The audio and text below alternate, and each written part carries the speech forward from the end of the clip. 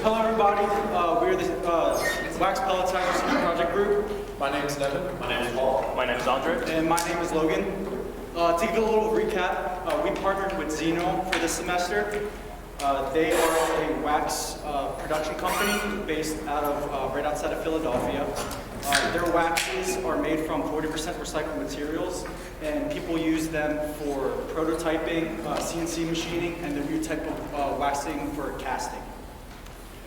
For their new wax casting, which you can see here, what they want to do is that they currently sell their waxes by volume, so either in bricks or in small cylinders.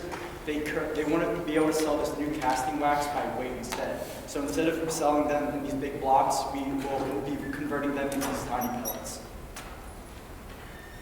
So the requirements for this product is it must produce a minimum of 12 pounds per hour. The wax pellets must be between 1 and 7 millimeters in diameter.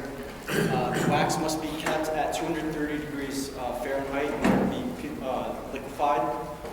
It must be cooled down to 160 degrees Fahrenheit in order for it to be solidified at the end of the process. The wax must be free of contaminants by the end of the process, and the system must take up less than 16 square feet of space. So for our last semester, you guys saw our last design. It was very, very minimal, and we didn't have a lot of information. So based on what we learned from you guys last semester, servo motor cutting system was not applicable. We need a direct cooling application, and then both heat tape and insulation is required to keep the wax liquefied in our situation. So for our current design, we're incorporating everything we learned about our system thus far. Change the slide, please. Got it. Anyway. Three main changes to our design are a new and improved granulator, improvements to the cooling system, and also changes to where we place the heat tape and the insulation on the pipes. So, Some of the components that Xenoil graciously gave us were the VFD, the low pump, and the low pump motor. The VFD is very important for our design because we need to be able to vary the flow rate of the wax coming out of the die. Another component that Xenoil gave us was the wax tank. This wax tank heats up the wax to keep it at a constant temperature in fluid form so that the low pump can pull that wax through our system. So our incorporations into the system are a wax transportation system, a die, a cooling system, and as well as a granulator. So with the wax transportation system, as you see on this left-hand side, we have our complete piping assembly from the output of the low pump all the way to what would be our die, which will be coming out. So our piping system consists of Schedule 40 black iron piping, as well as 2 90-degree elbows. And as well as, obviously, on the left-hand side, you also see the piping from the wax tank to the inlet of the low pump. So we use heat tape to keep the piping very hot so that the wax would not solidify in the system and cause the pump to seize up and to stop working. We also use insulation to, again, try and help that heat keep inside the piping so that the wax will not solidify inside the piping. So the die, we use an aluminum die consisting of 8 quarter-inch holes. The die is 6 inches in length, and each hole has a small taper, so wax is easily entered into the holes. So for our cooling system does consist of a radiator, a water pump, hosing, nozzles, and a box fan. As you see over here, you have the radiator and box fan, as well as the hosing and nozzles. On the next slide, you will see more into the cooling system, which is just our 5-gallon water reservoir, as well as our wax stream. Lastly, we have the granulator. Our granulator is made with a 1/2 horsepower motor that was used on an old wax system that Anthony had. It is connected to an Apple granulator, which we modified to fix one of the rollers. These rollers have spikes on them, so when one side is fixed and the other side continues to spin, the wax, when it comes down into the system, will then break off on the other spikes while the other one's turning. It's connected by a belt and pulley system. Next is our safety implementations. So pipe installation not only doubles as a way to keep heat into the system, but also prevents you from touching and getting burned from the system. Anywhere we couldn't properly insulate, we put temperature warnings to prevent people from placing their hands or other ligaments on those surfaces. And then we also have a granulator safety cage to prevent anything unwanted going into the granulator system. And then furthermore, for the granulator system, we implemented a motor shutdown system with a fuse. So if the granulator ever gets stuck and the motor gets overpowered, the draw of current will blow the fuse and shut down the system right away. Next is our economic management slides. Here's our budget. Currently, with all of our active everything, we're at $420.84. That's coming right from Xenoil. If Xenoil didn't provide us with some of the products that they had, the total price would be $1,302.97. Here's our schedule for this past semester. We didn't change much from the beginning of the semester. We kind of stayed right on schedule with everything, and we were able to do all 4 tests on time. And here's the Gantt chart to support this schedule. And then here's our work breakdown structure with our components, purchasing, design, testing, and our management sections. So as we mentioned, we started testing in March, and since the company's based down in Philly, we have to take weekends out of our time to travel down there. In order to do our testing, this is the fun part. This is where we get to implement our system and see how it works and see what changes we have to make. So for our first round of testing, we brought all of our design components down and connected everything from the wax tank to the pump itself and then to our dye system.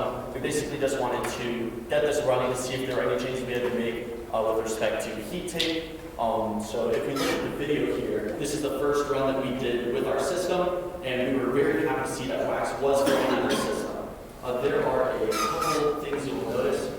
Towards the end of the video, the wax starts to slow down. I accidentally cut the video off too short while I was filming, but what happened was, because there was no heat tape applied towards that end, it started to solidify inside the dye, which caused the pump to seize, so we had to shut the system off. So next one, please.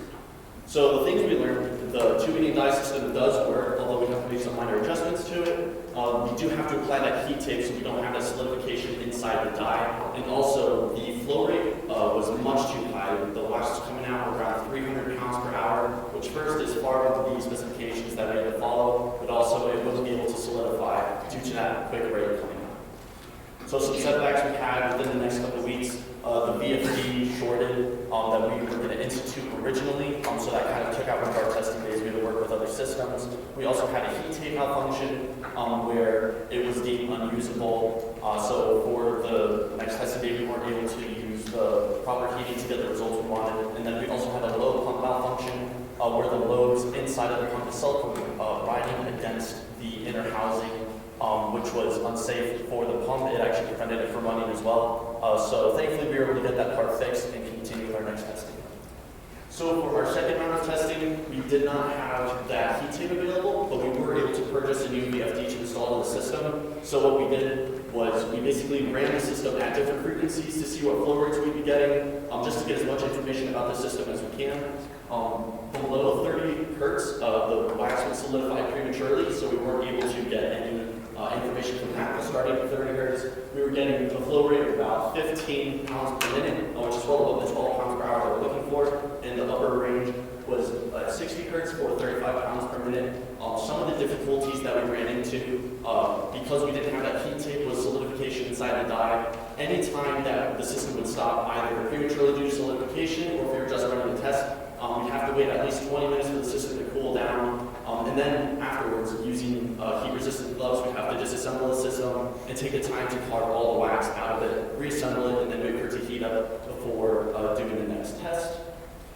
This is the third round we did the following week. We were able to get some heat tape ordered and applied to the system, so we got it running all the way from the inlet to the outlet of the system to prevent solidification. We also started this particular test at 40 hertz because we knew that the wax would be liquid throughout this process, but we wanted to slowly back that down to see if we could start to get some solidification coming outside of the dye. We rode that all the way down until 2 hertz, expecting to see some solidification. but with having the heat tape placed about 2 inches above the bottom of the die, we still weren't seeing that solidification that we wanted. So we decided to implement our cooling system, shown in the next slide, to try to get that solidification. So here is our first test. There is no sound, but there was a big snap that occurred when this wax started coming out of the die because it instantly solidified when coming in contact with the water. What ended up happening there was the wax solidified on the outside of the die and then slowly started to creep up inside due to the friction, which causes backflow on the pump. So we had to stop it there. But we realized that we were getting close and would have to implement some additional features with either the heat tape, the flow rate, or our cooling system in order to get better results. So here is one of the best results, well, the best result that we got. As you can see, we are starting to get some solid wax coming outside of that die. This was a very big proof of concept way for us because we're realizing that we're able to get that solidification. It's just a matter of finding those 3 correct parameters with respect to the heat tape, the cooling, and the flow rate in order to get exactly what we want. Anthony was very, very happy with this result. It shows that we're right on the verge of getting that solidification coming out of the die. We did have some successes with the granulator system as well as some frozen pieces getting those sizes, but that was our testing results. So in conclusion, with our requirements, we probably could have met our requirements for 12 pounds an hour with the flow rate that we were running. We were way above that 12 pounds an hour. However, because we couldn't run it for a long time without the pump seizing due to solidification inside the system, we really couldn't sort of test that out to see what we would get for like an hourly rate. With the pellet sizes, the pellets were a little larger than what our requirements were. However, Anthony was happy with the sizes that we did get out. It's just that we might have to implement a second granulator to sort of crush the pellets into a more finer size, which we will talk about in the next slide. However, we did get the rest of our requirements, as well as keeping the wax hot enough throughout the system and having the wax cool well enough, as well as having that small footprint inside his warehouse. Our requirement was 16 square feet. In our design, it was around 14 and a half square feet. So we did meet that requirement. Some future improvements to the system is to just have more wax running through the die to try to stop the backflow before the die, because that's where a lot of our problems were. Because that die went into those small 8¼ inch holes. Before it going to die, there would be a lot of wax buildup, and then it would sort of solidify right before there. So just trying to have more wax running through the system would help with that backflow issue, as well as, again, adding a second granulator to further break down those pellet sizes to get them into the right specifications. So some future advancements would be to add a mesh conveyor belt instead of the strainer, so then the poundage per hour would not just be limited to the strainer, as well as an automatic weighing system, so then it could be packaged and weighed out right there for order. So some of the code ethics we use is to just conduct oneself as a professional, follow state regulations, and to credit whoever we can for drawings whenever possible. I would like to thank Anthony and Rachel Brito for being awesome to work with throughout this project. Dr. Gamari for helping us with this project, being our advisor. Mitch, of course, for helping us design and create all of these wonderful products that we've been able to create, and Dr. Bentnars for being the wonderful senior product advisor that he is. Here's our sources for our design. So we took a lot of pre-made drawings for our design and implemented them there. And then, anybody have any questions?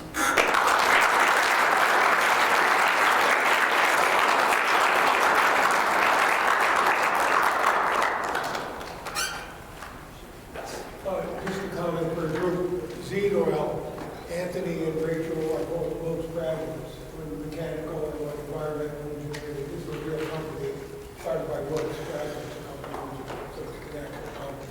Well, congratulations, a good job. Question, what constrained you to the actual mechanical apparatus of the devices? Because, one, I noticed there was a lot of pinch points with the pulleys and what have you. There was a lot of dangerous, if I would use a simple word, dangerous places on that. Yeah. Those devices, have you considered that, or were you constrained by the actual mechanicals that were provided to you? We were constrained by the actual mechanical, so we looked at other situations. So we looked at other granulator systems that use more of like a push press system that'd be a lot safer and it's more contained, but those take up a lot bigger spaces. And we also wanted to use a lot of the apparatuses that Anthony was providing to us, and with these devices that we were using, that's what we kind of designed with. We should implement more of like coverings and more, I think more like safety areas so people, you know, once the system is started up, that you cannot enter this area while the system is running.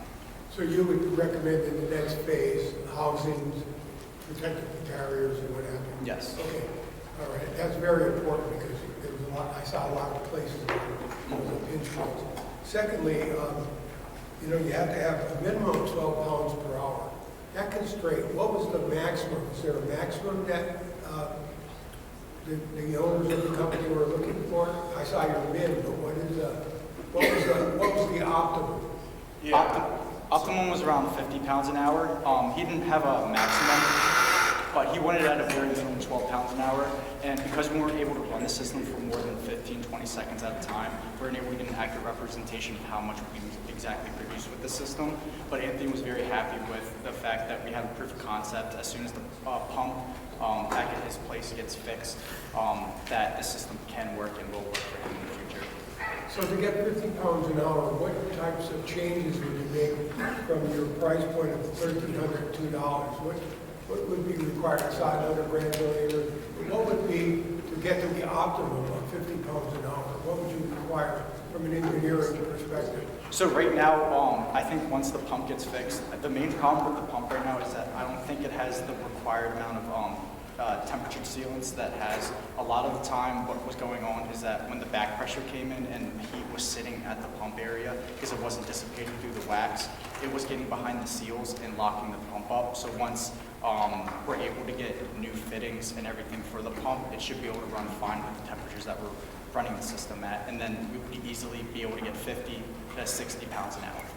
I would say yeah, other than with respect to the pump, we have all the systems we need. It's just a matter of time and testing in order to find the optimal thing. Also, as that wax is coming out, a lot of friction builds up as it starts to get to that more tacky phase. We actually ran a fusion simulation looking at how quick the temperature grading was from liquid to solid, and it was less than an inch. So it's a very fine gradient, and it just be a matter of taking that time to run those tests to see exactly like how everything needs to get set up.